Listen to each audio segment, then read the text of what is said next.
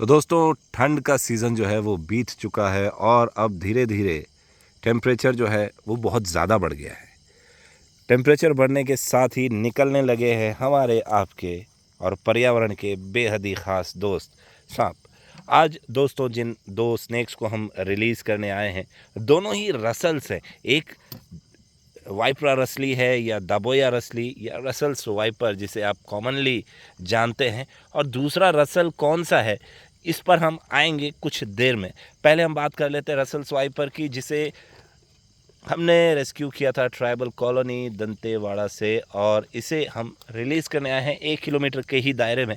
और अच्छी जगह है ये। यहाँ पर कुछ जो पेड़ आपने अभी कुछ देर पहले देखा उसके नीचे काफ़ी सारे बिल हैं, और इन बिल में हो सकता है ये छुपे। वैसे ये एम्बुश हंटर है तो बिल में छुपना शायद पसंद ना करे।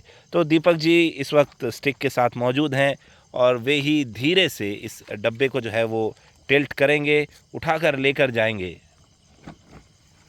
और हमारे जो आज रात के गेस्ट हैं mister Russell's viper, highly venomous snake of India, most feared snake of India you can say, या फिर बिग 4 में शुमार वो सांप जिससे अच्छों की, आप समझ जाइए क्या कहना चाहता हूँ मैं आगे।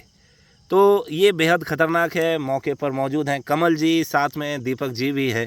दीपक जी चूँकि उसे निकाल रहे हैं इसलिए अभी मैं उनसे सवाल नहीं करूँगा, लेकिन कमल जी से मेरा सवाल है कि क्या हमारा प्रयास होना चाहिए, हम चूँकि इन्हें बचाने का, इनके कंजर्वेशन का काम करते हैं तो हम अक्सर ही मौका वारदात पर मौजूद होते हैं, तो लेकिन आपकी क्या रिक्वेस्ट होगी ऐसे लोगों से जो सांपों को देखकर उन्हें पकड़ने का प्रयास करते हैं बिना किसी जानकारी के?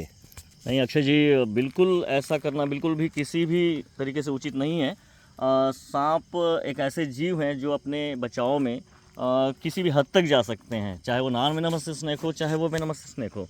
और जहाँ तक बात की जाए रसल्स वाइपर की, तो इनका बिहेवियर ही इतना अनप्रिडिक्टेबल होता है कि वो कभी भी कुछ भी हरकत कर सकते हैं।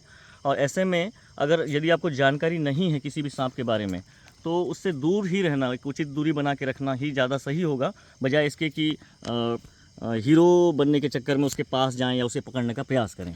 जो कमल जी ने यहाँ शब्द इस्तेमाल किया दोस्तों, हीरो बनना, ये ही सबसे बड़ा कॉज होता है हमारे भारत में सर्पदंश से होने वाले मृत्यु के कुछ प्रतिशत में ज़रूर ये इजाफा करता है। बहुत सारे जो बाइट केसेस होते हैं वो अनट्रीटेड रह जाते हैं, या ओझा गुनिया तांत्रिक के चक्कर में कई लोग अस्पताल नहीं पहुंचते हैं और सही इलाज नहीं लेते हैं।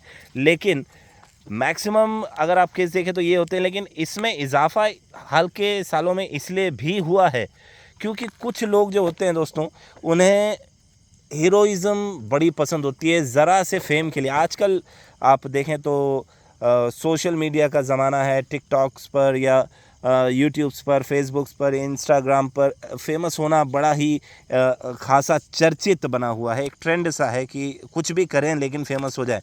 तो इसी स्थिति में लोग बाग जो हैं वेनमस स्नेक्स के साथ खेलना एक नया ट्रेंड समझते हैं, और हर दूसरी गली में आपको एक ना एक सर्प मित्र मिल जाएगा जो खुद को एक्सपर्ट बोलता है।